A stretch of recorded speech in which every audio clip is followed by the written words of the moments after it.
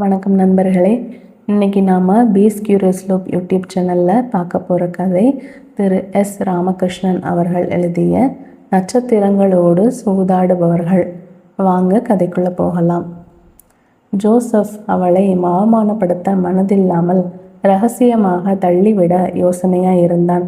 மத்தேயு அதிகாரம் 1 துணை அதிகாரம் 19. அவனும் அறிந்திருந்தான், தான் மணக்க இருக்கும் ஸ்திரீயை பற்றிய செய்திகள் பல காதுகளின் வழி இரகசியமாக சுற்றி அலையுறுவதை. என்றாலும் யாரிடமும் இதை பற்றி அவன் பேசிக்கொள்ளவோ முணுமுணுக்கவோ விருப்பமில்லாதவனாக இருந்தான். சில தினங்களே மணநாளுக்கு மீதம் இருந்தன. தச்சுக்கூடத்தின் இலைப்புளிய நின்று சுருண்டு விழும் மரச்சுழல் பெண்ணின் கேசத்தை நினைவு கொள்ள தூண்டிய போதிலும் அவன் இயல்பிலேயே உலர்ந்து போனவனாக இருந்தான். நாசிரத்தில் உள்ள இடையர்களில் எவனாவது மர வேலைகளுக்காக அவனிடம் வந்து போவதை தவிர்த்தால் தச்சுக்கூடத்தில் அதிகம் வேலை இல்லை.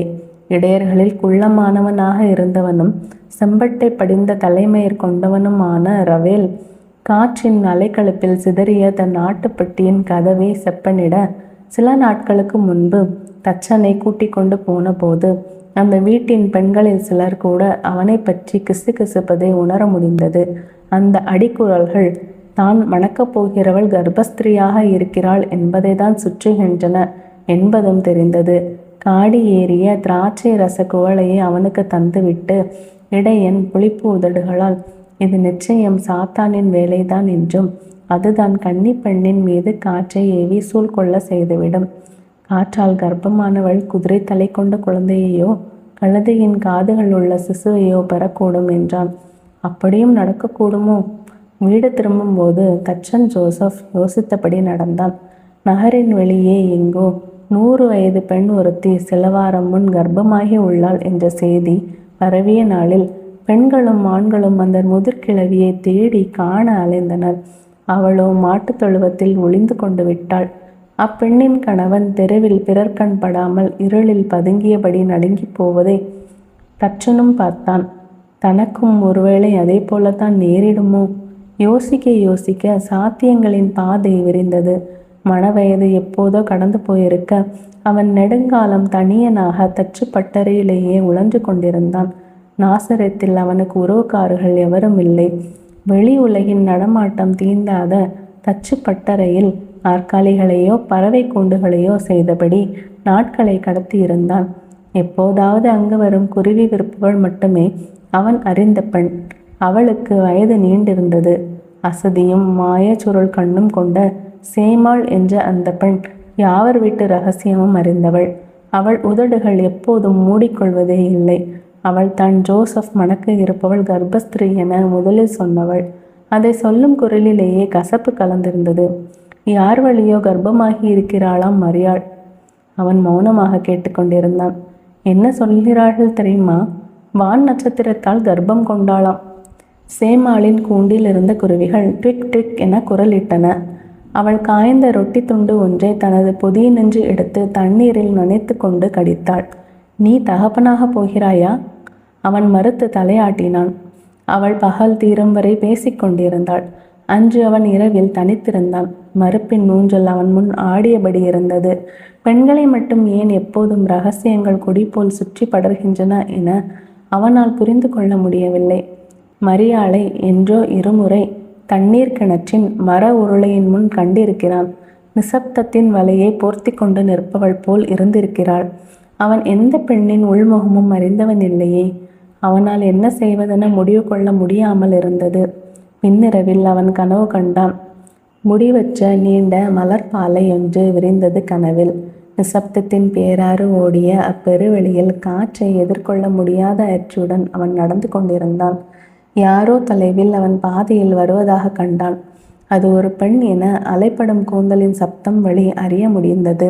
அவள் தன்னை தேடிதான் வருகிறாளோ என்று காத்து நின்றான். தொலைவில் இருந்த அந்த பெண்ணும் அசையாமல் நின்றாள். 2 தப்படி அவன் முன் நகர்ந்தாள். அவளும் 2 அடி முன் வைக்கிறாள். எனினும் அவனை நெருங்கி வரவே இல்லை. குரல் கேட்கும் தொலைவு இடைவெளியில் இருவரும் நடந்தனர். அவள் எதையோ முணுமுறுக்கிறாள் என்பது தெளிவற்று காற்றில் சிதைந்து கேட்டது.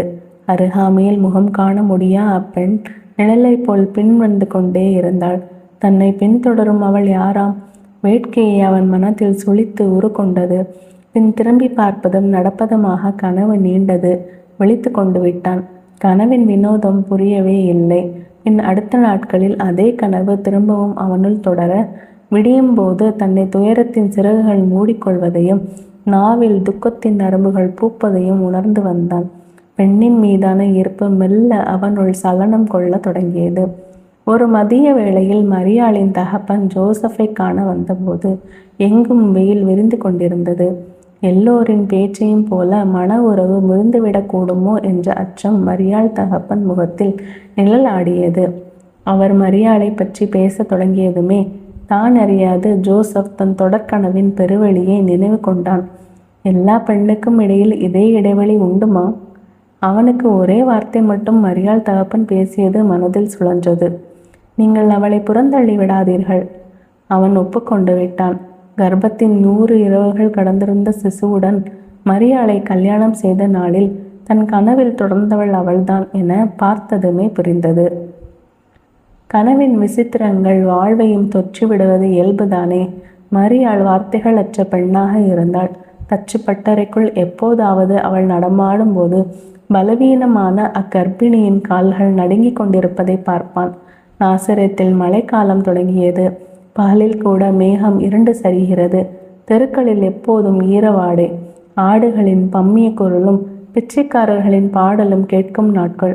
ஜோசப் ஒரு கழுதையை விலக்கி வாங்கிவிட்டான். கழுதை இல்லாமல் பயணம் செய்வது எப்படியாம்? ரோம் தேசத்து அதிகாரிகள் ஜனத்தொகை கணக்கெடுப்புக்காக யாவரையும் பூர்வ கிராமம் திரும்ப ஆணையிட்டிருந்தனர். ஜோசப்பின் ஆசிரியத்தில் இருக்க முடியாதுதான். அவன் மரியாளை அழைத்து கொண்டு பெத்லஹேம் நோக்கி பயணம் தொடங்கினான். வழி எங்கும் அவனைப் போலவே பிற தேசங்களுக்கு நகரும் பயணிகள் பாதைகளில் எதிர்பட்டனர். மூக்கு விரிந்த கழுதை மிக மெதுவாகவே நடந்தது.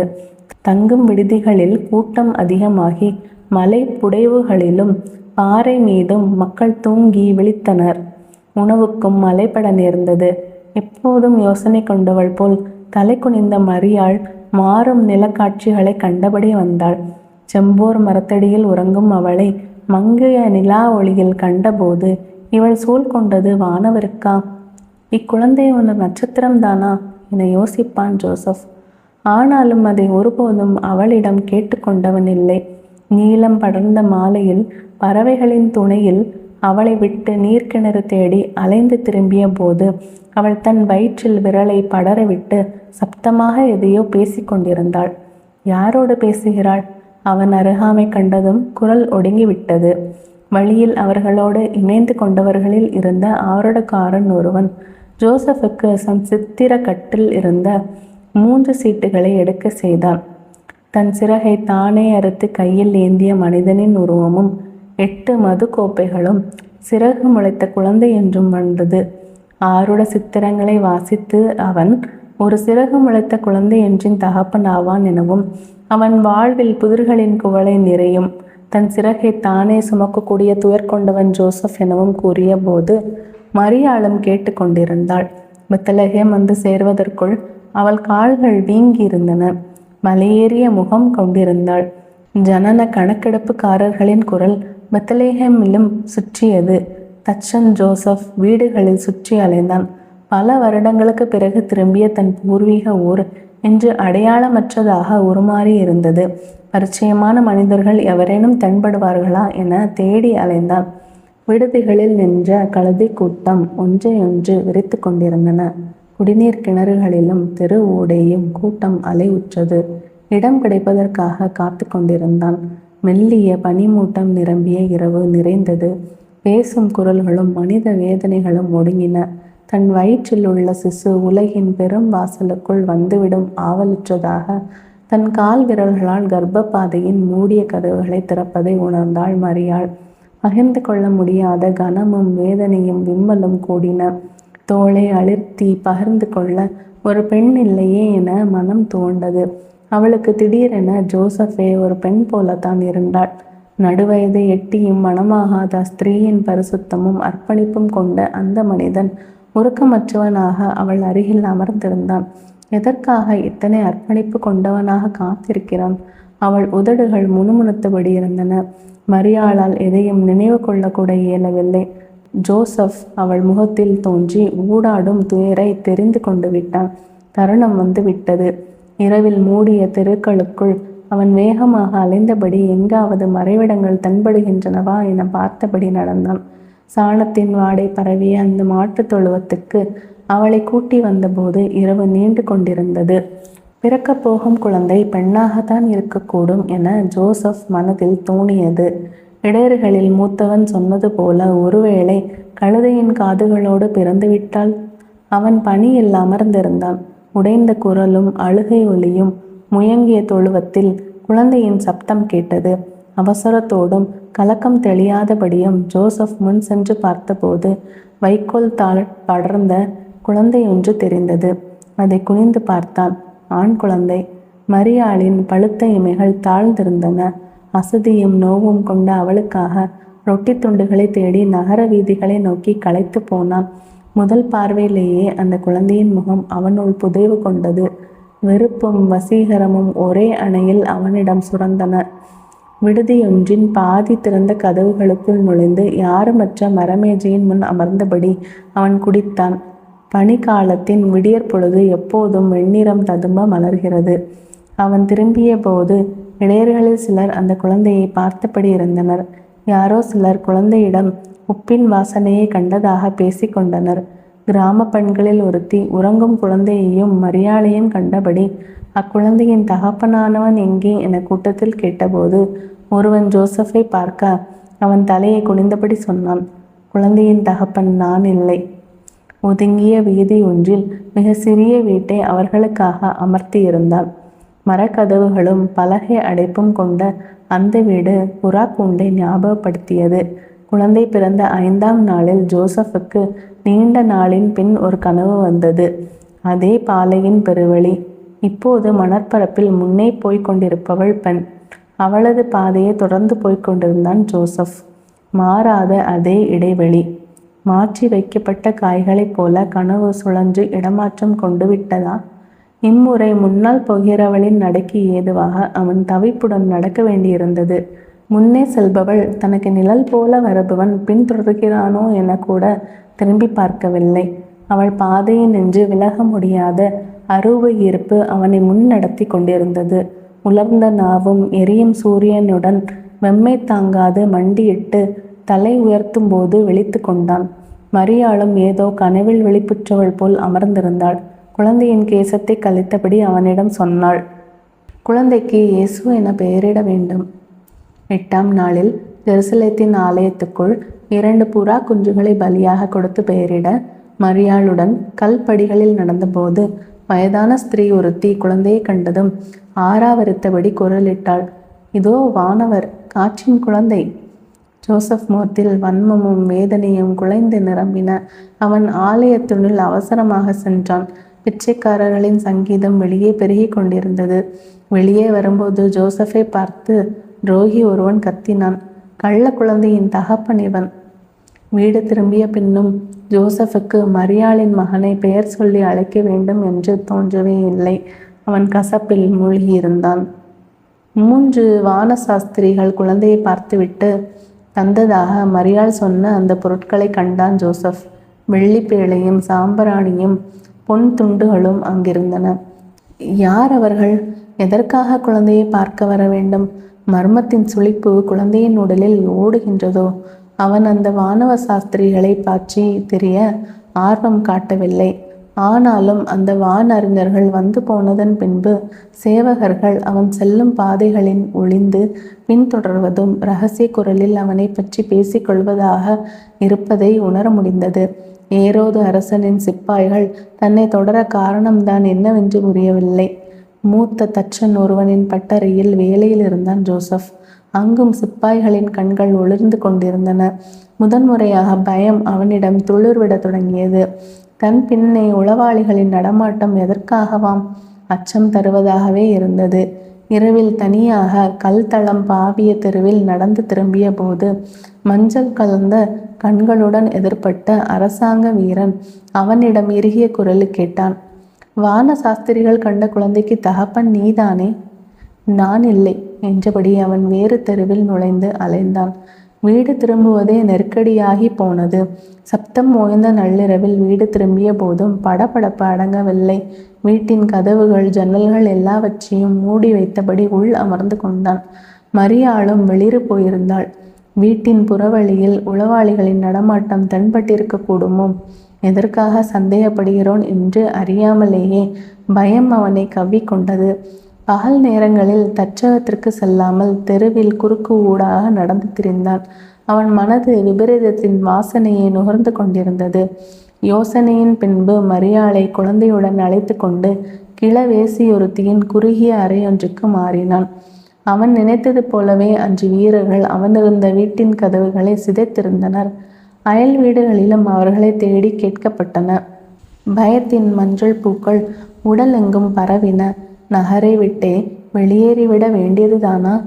பின்பணி கால இரவில் மரியாளை அழைத்து கொண்டு வேறிடம் தேடி மாறி அலைந்து கொண்டிருந்தான். பெருகிய நட்சத்திரங்களை கண்டபடி கடந்தன குழந்தையின் கண்கள். பகலும் இரவும் ஒளிந்து அலைய வேண்டியதாகியது.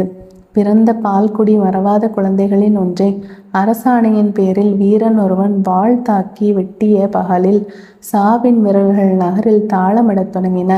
பின் அந்த நகரமெங்கும் சிசுக்களின் முடிவற்ற இறப்பும் பெண்களின் துக்க ஒளியும் தீவிரமாயின. சாவின் கால் பதியாத குழந்தைகளே இல்லை. ஜோசப் அறிந்து கொண்டு விட்டான். அவர்கள் புனிதரை தேடுகிறார்கள். தன் எதிரில் இருக்கும் இந்த குழந்தையின் பொருட்டு இத்தனை மரணமா? இடையர்கள் சொன்னது போல் இது துரதிர்ஷ்டத்தின் குழந்தைதானோ? அவனுக்கு புரியவில்லை. ஆனால் தான் அடையாளம் காணப்பட்டால் கொல்லப்படுவான் என்பது மட்டும் புரிந்தது. தங்கள் குழந்தை எதன் பொருட்டு இறந்தது என்பது கூட அறியாத தாயின் விம்மல் தெருவெங்கும் சுடரிட்டது. குதிரைகளின் குளம்பொலியும் இரத்தம் தோய்ந்த வீரர்களின் கத்திகளும் நகரமெங்கும் பயத்தின் விளைவுகளை தூவியபடி சென்றன. மரியாள் நடுங்கும் உதடுகளுடன் அவனிடம் கேட்டாள், என் குழந்தையை கைவிட்டு விடப் போகிறீரா? அவன் கோபம் கொண்டவனானான். என்றாலும் அவளது கேள்வியின் உள் புதைந்த பயம் அவனை பேசவிடாமல் செய்தது. அவன் ஒரே பதில் சொன்னான், எகிப்தை நோக்கி போகப் போகிறோம். இரகசியமாக நகர் நீங்கி பயணித்த நாளில் அவர்கள் பேசிக்கொள்ளவும் இல்லை. மரணத்தின் சுவையறிந்த செம்பருந்துகளில் சில ஆகாசத்தின் உயர்வில் வட்டமடித்து சுழன்றன. உயிர் ஆசையில் மூவரும் கடந்து கொண்டிருந்தனர். படகுகள் கட்டப்படும் தச்சுப்பட்டறையில் வேலையில் இருந்தான் ஜோசப். முன்னறியாத தேசமாயிருந்தது எகிப்து. சொந்த ஊரினின்று வெகு தூரம் வந்த போதும் ஏரோதின் வீரர்கள் பற்றிய பயம் கலையவில்லை. எகிப்தில் பஞ்ச காலம் தொடங்கி இருந்தது. தானியங்களுக்காக மக்கள் அலைந்து திரிந்தனர். கூக்குரலும் கசப்பான சம்பவங்களுமே தினசரியாகி போயிருந்த நாட்கள் அவை. மரியாளின் மகனுக்கு 6 வயதாகி இருந்தது.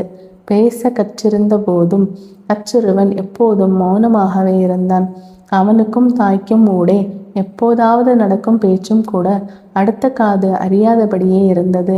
கூர்மையான கண்களும் நீள்முக அமைப்பும் கொண்ட அச்சிறுவன் மிகவும் இறுக்கமானவனாக வளர்ந்து வந்தான். ஜோசப் வேலையில் ஈடுபட்டு கொண்டிருப்பதை பல சமயம் பார்த்து கொண்டே இருப்பான். அவனை நேசிக்கவோ வெறுக்கவோ முடியாத ஊசல் ஜோசப்பிடம் இருந்தது. ஆயினும் அச்சிறுவனின் ஈர்ப்பு அவனை உள்முகமாக அழைத்து கொண்டே இருந்தது. மரியாளை விடவும் தனக்குள்ளாகவே மூடிக்கொண்டிருந்த அந்த சிறுவன் ஜோசப்பை ஒருபோதும் தகப்பனாக அழைக்கவே இல்லை. தச்சனும் மரியாளின் மகனே என எப்போதாவது அழைப்பதோடு பெயர் சொல்லி அழைக்கவும் கூச்சம் கொண்டிருந்தான். பஞ்சம் நீண்டு கொண்டிருந்ததால் தினமும் கள்வர்களும் நோயாளிகளும் நடைபாதை ரோகிகளும் அலைந்து திரிவதை காண முடிந்தது. கலைந்து கலைந்து உருமாறி கொண்டிருக்கும் தெருவில் எதிர்ப்படும் வேசிகளையும் முடவாதக்காரர்களையும் மதுவெறி ஏறிய கள்வர்களையும் கவனித்தபடி இருந்தான் மரியாளின் மகன். ஜோசப் அவனை சில சமயம் பார்த்து கொண்டே இருப்பான். எதைத்தான் கவனித்து கொண்டிருக்கிறான்? இக்கூச்சல் இவனுக்கு ஏன் இத்தனை வசீகரமாக தெரிகிறது? அச்சிறுவன் யாரோடும் ஒட்டாதவனாகவே வளர்ந்தான். ஒரே வீட்டில் வசித்த போதும் மரியாளை ஜோசப் ஒருபோதும் அறியவே இல்லை. எப்போதாவது மிதமீறிய தனிமையில் அவளை பற்றி நினைப்பதுண்டு. எதற்காக அவள் இன்னமும் தன்னை சுற்றிய கன்னிமையின் வலையை விளக்காமல் இருக்கிறாள்? தன்னோடு ஒரே அறையை பகிர்ந்து கொண்ட போதும் அவள் தன் மனைவி இல்லையா? நாட்களின் வேகத்தில் தான் ஒரு பெண்ணோடு வாழ்கிறோம் என்ற நினைவு கூட அவனிடமிருந்து பிரிந்து போனது. சிறுவன் இயேசு தனியே அலைந்து திரிய தொடங்கினான். காற்றாலும் சிதைவுற்ற வீடுகளாலும் வசீகரிக்கப்பட்டவனாக வீதிகளில் சுற்றினான். அவனுக்கு பாதைகளின் மீது பெரும் ஈர்ப்பு இருந்தது. எகிப்துக்கு வரும் பிற தேசவாதிகளின் பாதைகளை அவன் அறிந்து வந்தான். அவனுக்கு நண்பர்களே இல்லையா என்னும்படி ஆனது. ஆனாலும் அவன் ஏல சந்தையில் அலைந்து திரியும் கானான் தேச பெண் துரோகி ஒருத்தியின் பார்வையற்ற மகனுடன் நட்பு கொண்டிருப்பதை தச்சன் ஜோசப் ஒருமுறை கண்டான். நோயுற்ற ஸ்திரீ திடலின் பின்புறம் இருந்த குதிரை லாயம் ஒன்றில் தங்கியிருந்தாள். பார்வையற்றவனாகி இருந்த போதும் அச்சிறுவன் சப்தமிட்டோ விரல் தடவியோ வழி கேட்பதே இல்லை. எதிரில் உள்ளதை உணர்ந்து கொள்பவனாக வளர்க்கப்பட்டிருந்தான். நெபு என்ற அந்த சிறுவனுடன் நடந்து அலையும் போது மரியாள் மகனுக்கு பொருட்களின் வேறு ரூபங்கள் தென்பட தொடங்கின. நெபு பல தேசங்களையும் கண்டிருக்கிறான். தொலைவில் பறக்கும் பறவைகளை கூட தன் உள் உணர்வின் வழி என்ன பறவை அது என்றும் அறிபவனாக இருந்தான். ஆற்றின் கரையோரமாக நெபுவோடு நடந்து போன போது மரியாளின் மகன் கேட்டான், எதிரே இருப்பது என்னவென தெரிகிறதா? நெபு உடனடியாக பதில் சொன்னான், ஓடி ஒளிந்து கொண்டிருக்கிறது. இயேசுவுக்கு புரிந்தது போல் இருந்ததென்றாலும் கேட்டான், தண்ணீர் இல்லையா? நெபு தன் பதிலை உறுதியாக சொன்னான், தண்ணீரை நாம் காண முடியாது, நாம் பார்ப்பது ஒளி. அறியப்படாத தண்ணீரின் முணுமுணுப்பை பேசியவாறு அன்று நடந்தனர். பின் ஒருவேளை தினா குருவிகளை விற்கும் முதியவனின் முன்பாக வானத்தின் பரிச்சயம் விடுபட்ட குருவிகளுக்கு துயரம் இருக்காதா என்ன பேசிய போது நெபுவின் பதில் விசித்திரமாக இருந்தது. குருவிகள் எதையும் ஆசை கொள்வதும் இல்லை, ஞாபகம் வைத்திருப்பதும் இல்லை. நெபு தன் தாயை கூட்டிக் கொண்டு பகல் முழுவதும் அலைவான். இந்த நகரம் அவனுள் வரைபடம் போல் விரிந்திருந்தது. சிநேகத்தின் பிடி இறுகியபடி நீள இயேசு அந்த சிறுவனோடு பேச காத்திருந்தான். குதிரை லாயத்துக்கு தன் தாயின் உறவுக்கார பெண்ணை காட்ட கூட்டி போனான் நெபு. முதிர் வயதாகி கிளப்பெண்ணான அவள் கண்ணிமைகள் தொங்கிக் கொண்டிருந்தன. அவள் சிறிய குவளையில் உலர்ந்த திராட்சைகள் சில வைத்திருந்தாள். வயது அவள் உடலெங்கும் வளையமிட்டிருந்தது. அவளுக்கு வான்கோழியைப் போல முகம் இருந்தது. மரியாளின் மகனை தன் நீண்ட விரல்களால் தொட்டபோது சொன்னாள், இவன் உப்பை போல இருக்கிறான். பிச்சைக்காரர்களின் அந்தரங்க உலகினுள் விளிம்பில் பதுங்கி வாழும் மனிதர்களின் இருண்ட தினசரி வாழ்வுக்குள் அந்த சிறுவர்கள் இருவரும் நடந்து அலைந்தனர். பசியின் பெருநாக்கு அங்கு சுழன்றபடியாக இருந்தது. ஆறுதல் வேண்டிய குரல்கள் எங்கும் வெடித்தன. உலகம் துயரத்தின் கூடாரம் போல் இருந்தது. தான் தேடி வந்த போதும் 2 நாட்களாக நெபுவை காணாது அலைவு கொண்டான். நெபு நதியின் அருகாமையில் இருந்தான். நோயுள்ள அவனது தாய் இறந்திருந்தாள். சவ அடக்கத்துக்கும் வழியற்றவர்களாக அவளை நதியில் தூக்கி எறிந்து போயினர். நெபு மென்குரலில் சொன்னான், மரணத்தின் நீண்ட வாள் எல்லோரின் தலை மீதும் தொங்கிக் கொண்டு இருக்கிறது. தாயின் இறப்பு நெபுவை இருக்கவில்லை. அவன் முகம் சந்தோஷம் கண்டவன் போலத்தான் இருந்தது. நெபு தண்ணீரை காட்டினான். மீன் குஞ்சுகள் அலைந்தன. தண்ணீரில் தவளும் 100கணக்கான மீன்களாகி விட்டாள் என் தாய். இனி நதியெங்கும் அவள் இருப்பாள்.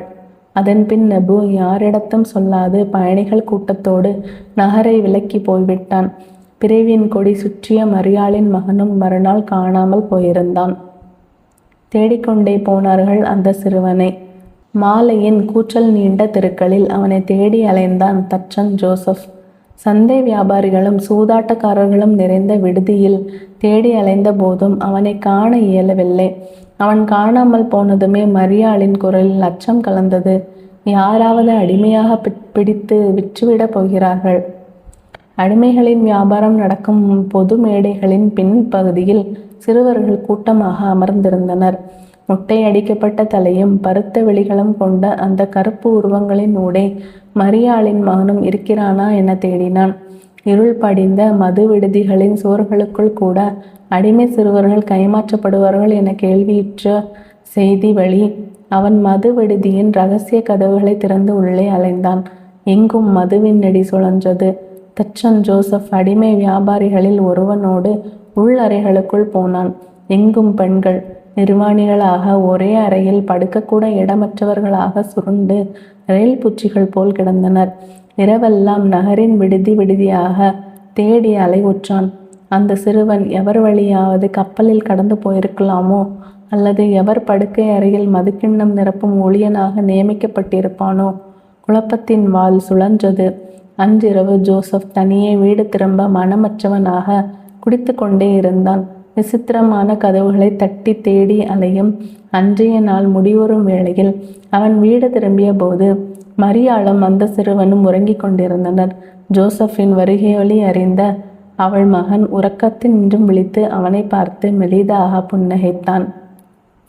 பெத்லகேம் வழியில் சந்தித்த ஆரூடக்காரனை நீண்ட நாட்களுக்கு பிறகு எகிப்தில் சந்தித்தான் தச்சன் ஜோசப்.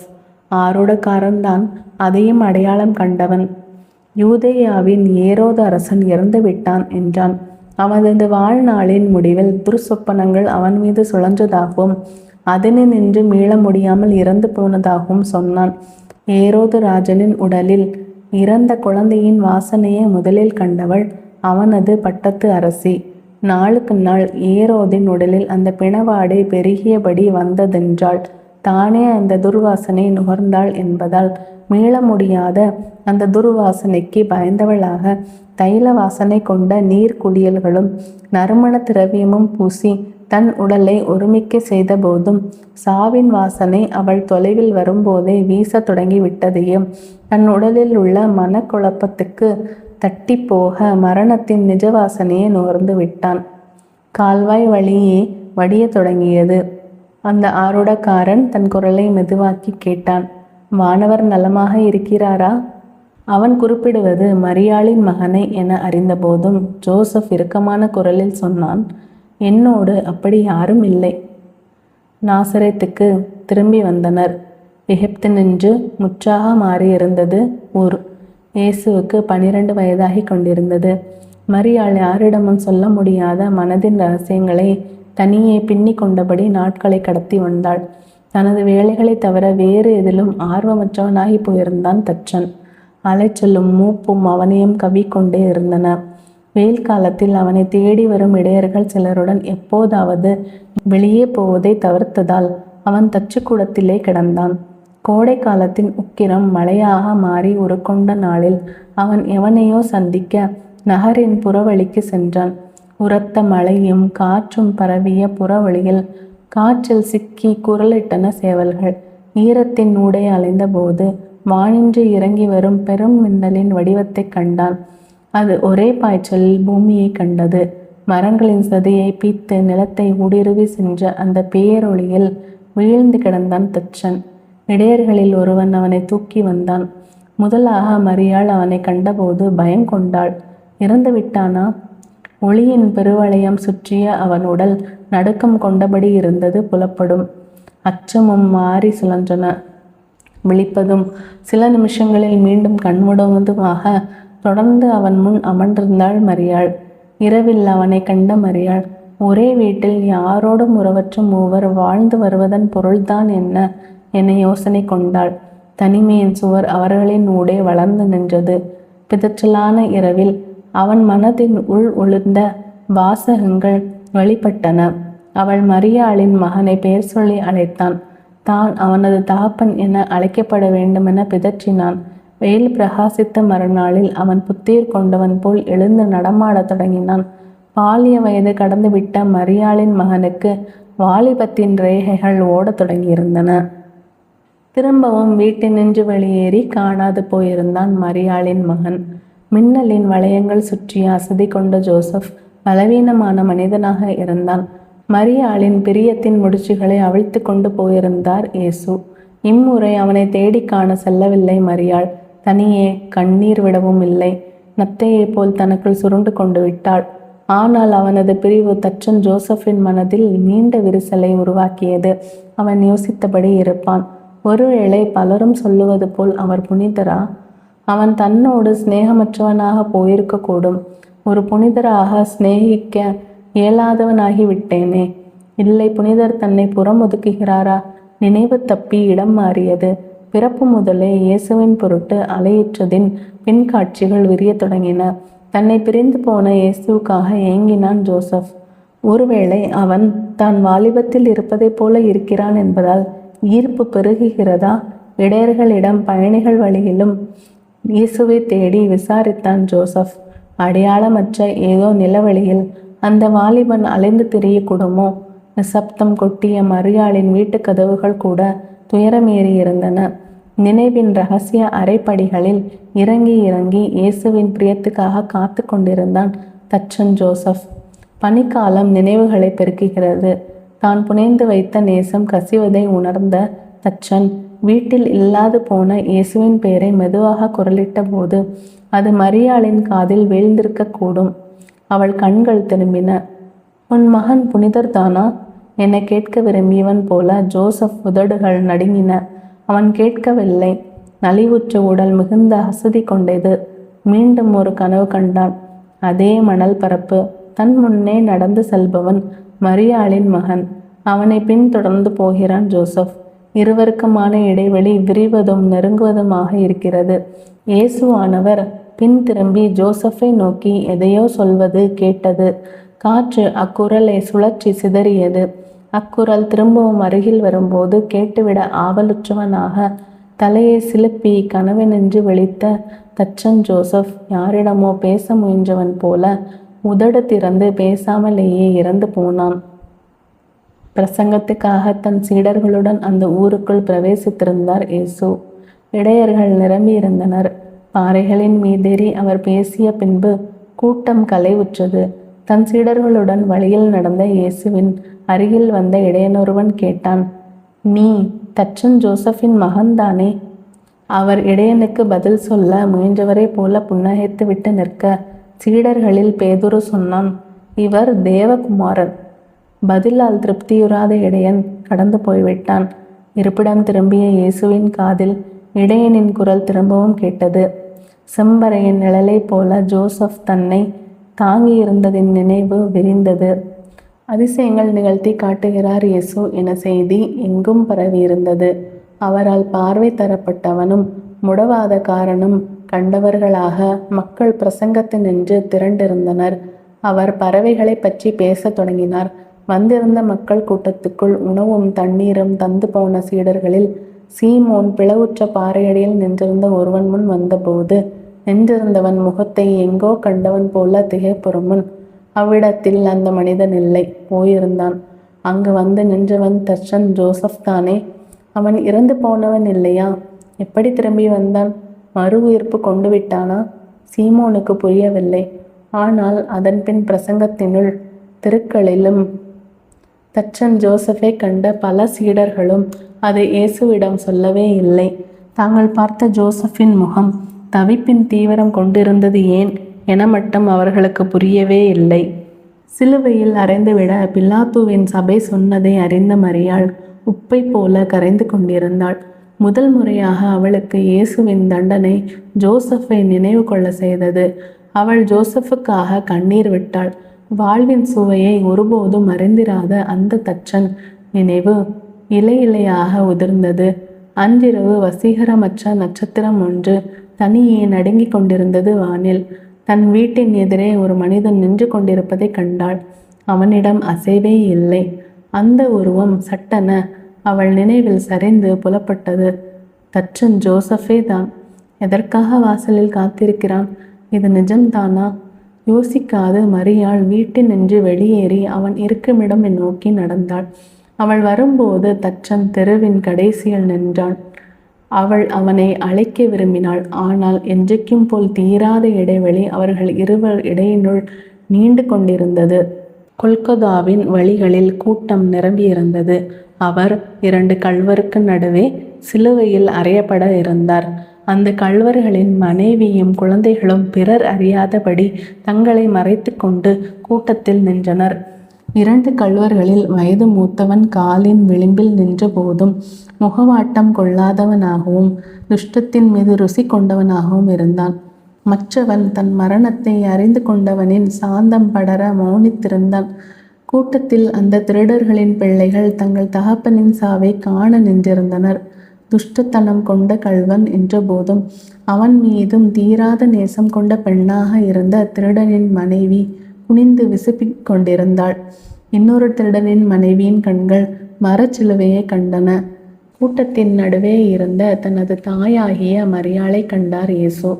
தன் சீடர்களில் ஒருவனை அழைத்து அவள் முன்னே, இதோ உன் மகன் என கூறியபடி முன் நடந்தார். அவமதிப்பும் தூஷணைகளும் நிறைவேறின. சிலுவையில் அறையப்பட்டார். அவரது கடைசி குரல் ஏலி ஏலி என உயர்ந்தது. இமைகள் தானே கவியத் தொடங்கின. கடைசி முறையாக ஜனத்திரளை கண்டபோது அவர் பார்வையில் ஓர் உருவம் பட்டு கலைந்தது. அது ஜோசப் தானே. விழித்தும் பார்த்தார். வேட்கை ததும்பும் முகத்துடன் நிற்கும் ஜோசப்பின் கண்கள் எதையோ யாசித்தன. அவன் கண்களில் உள்ள அந்த உலர்ந்த ஆசையை அறிந்தார். நீ தச்சன் ஜோசப் மகன்தானே. மனது ஜோசப்பை தந்தையே என விழிக்க நினைத்து ஏலி என வெளியானது. இக்குரல் ஜோசப்புக்காகத்தான் என சொல்லப்படுவதற்கு முன் அவரது இமைகள் தானே மூடிக்கொண்டு விட்டன. திரு எஸ். ராமகிருஷ்ணன் அவர்கள் எழுதிய நட்சத்திரங்களோடு சூதாடுபவர்கள் கதை இத்துடன் நிறைவுற்றது. மீண்டும் இன்னொரு கதையுடன் உங்களை சந்திக்கிறேன். நன்றி, வணக்கம்.